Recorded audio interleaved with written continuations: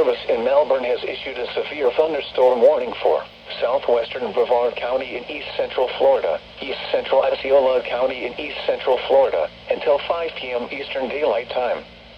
At 4:18 p.m. Eastern Daylight Time, a severe thunderstorm was located 7 miles west of Camp Holly Fish Camp, moving south at 20 miles per hour.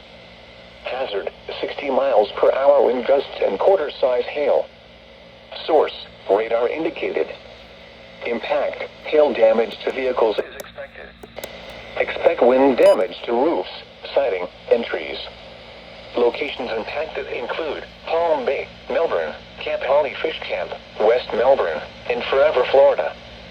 For your protection, move to an interior room on the lowest floor of a building.